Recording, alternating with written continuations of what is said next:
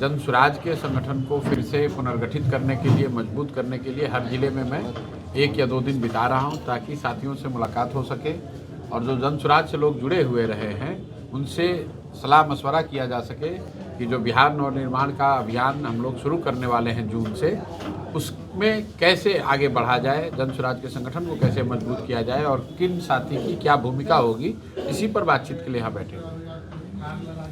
यहाँ बगहा में एक मुद्दा गरमाया हुआ सर, बेलवनिया पुल को लेकर, उस पर क्या जन स्वराज कोई काम करेगा? नहीं, अभी हम लोग की जानकारी में बात लाई गई है, उसको देखते हैं, लोगों से मिलेंगे, संगठन के साथी भी उस पर विचार करेंगे। बिहार में कोई भी ऐसा मुद्दा है जो कि जन सरोकार का है, जहाँ पर लोगों को बहुत तकलीफ है या दिक्कत है या सरकार नहीं सुन रही है, तो जन स्वराज को तो जनता ने मैंडेट ही वही दिया है। हम लोग ना सरकार में है ना विपक्ष में है, हम लोग जनता के बीच में है। जनता ने कहा है कि आपको विधानसभा के बाहर बैठना है, समाज में काम करना है। तो अगर समाज का कोई मुद्दा है, जनहित का मुद्दा है, जनता के सरोकार का मुद्दा है, तो निश्चित तौर पर उसको उठाया ही जाएगा। आज बगहा के साथियों से उसकी बात करेंगे और जो बात सब लोग मिलकर तय करेंगे वो उस चीज़ को किया जाएगा। दरभंगा में फिर एक 6 साल की बच्ची के साथ दुष्कर्म हुआ, पटना वाला जो नीट छात्रा की मौत हुई थी, इसके बाद उसमें भी सीबीआई को जांच कर रही है, बावजूद इसके एक और घटना होना। अभी सीबीआई की जांच शुरू नहीं हुई है। जैसा कि आपको पता है, जो जहानाबाद के नीट छात्रा के रेप और हत्या का मामला है, उसको सबसे पहले प्रभावी तरीके से जन स्वराज के लोगों ने ही उठाया है। मैं खुद गया था वहाँ, और हम लोग के जाने के बाद ही वहाँ SIT का गठन हुआ है। 2 जो वहाँ पर पुलिस पदाधिकारी हैं उनको सस्पेंड किया गया है, क्योंकि उससे पहले तो प्रशासन का जो रुख था, जो आप लोगों के माध्यम से हम लोगों ने देखा कि प्रशासन ने तो ये कह दिया था कि उस लड़की ने आत्महत्या किया है। लेकिन जन स्वराज जैसे दलों का, संगठनों का प्रभाव है कि सरकार पर दबाव है, और हम लोग का ये विश्वास है, अभी आशा है, विश्वास है कि जो सरकार ने कहा है कि इस पर न्याय होगा वो न्याय करेंगे। अगर नहीं करेंगे तो हम यही हैं, फिर उस बात को फिर से उठाया जाएगा। अभी तो सरकार ने SIT बनाया, SIT ने कोई रिपोर्ट दिया नहीं। बीच में सरकार ने कंफ्यूज करने के लिए कह दिया कि अब CBI को दे रहे हैं। CBI ने काम को कुछ शुरू नहीं किया है। तो अगर हम लोग अभी कुछ कहेंगे तो सरकार, ये पता ही नहीं कि उस केस का जाँच कौन कर रहा है। लेकिन आप इस बात पर भरोसा रखिए, इस बात का कि उस छात्रा के साथ जो गलती हुआ है, हम लोग जन स्वराज के लोग खड़े हैं, हर हालत में उनके साथ इंसाफ होगा।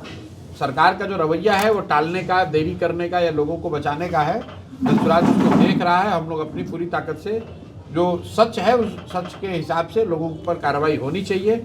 अभी सिर्फ 2 पुलिस पदाधिकारियों पर कार्रवाई हुई है। असली दोषी जो है, जिसने उस छात्रा के साथ दुष्कर्म किया है या जो लोग भी उसमें शामिल हैं, उन पर कार्रवाई होकर ही रहेगी। नहीं होगी तो जन स्वराज उनके साथ खड़ा रहेगा, उनकी आवाज़ बनकर बात उठाएगा।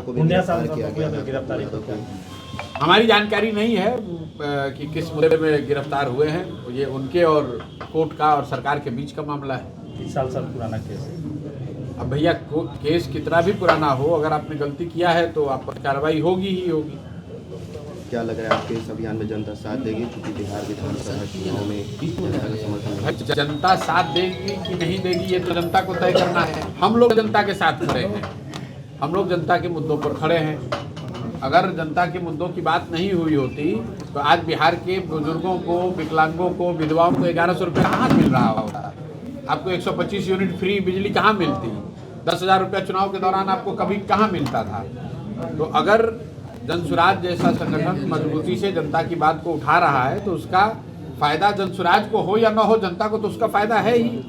आज अगर कोई दुर्घटना हो रही है, आज आपके पुल का ये मामला है, तो आपके पास क्या विकल्प है? आप जनता के पास एक ही विकल्प है कि जन स्वराज के पास चलो। जन स्वराज के लोग अगर बात उठाएंगे तो सरकार सुनेगी। तो जो अगर सरकार को, जिसको जनता ने जिताया है, वो तो भ्रष्टाचार तो खत्म नहीं हुआ। सरकार का जो अधिकारियों का जो रवैया है वो तो नहीं बदला है। अधिकारियों का जो जंगल राज चल रहा था, भ्रष्टाचार जो दमन है वो तो चल रहा है। बेतिया राज जमीन का अधिनियम जो आया अधिग्रहण का, कल होके अगर उस पर कार्रवाई होने लगे तो जन स्वराज को छोड़कर दूसरा कोई बचाने वाला नहीं है। तो हम लोग तो जनता के साथ हैं, जनता को तय करना है कि उनको किसके साथ रहना है। पदयात्रा फिर से आपका शुरू होगा सर, 0 से? नहीं, अभी कोई पदयात्रा की बात नहीं है। अभी बिहार नवनिर्माण अभियान जो शुरू कर रहे हैं हम लोग, उसका पहला लक्ष्य है कि 1.5 करोड़ महिलाओं को, जिसको सरकार ने ये कहा कि आप 10,000 रुपया एडवांस लीजिए और आपको हम लोग 2 लाख रुपए देंगे ताकि आपके घर में स्वरोजगार हो जाए, आपके बच्चों को बाहर ना जाना पड़े। ये जन स्वराज का मुद्दा है। अगर सरकार उसको कर रही है तो हम लोग उसका, सरकार का समर्थन करेंगे। अगर सरकार नहीं कर रही है तो हम लोग लोगों के साथ मिलकर सरकार पर दबाव बनाएंगे। 10,000 रुपये तो आपने दे दिया, उसके बदले वोट भी ले लिया। अब 1,90,000 रुपया सरकार ने 6 महीने का समय लिया है। अपनी घोषणा में सरकार ने कहा कि 6 महीने के बाद जो लोग जिनको 10,000 रुपये दिया गया है उनको 2 लाख रुपए मिलेगा, ताकि लोग स्वरोजगार कर सकें।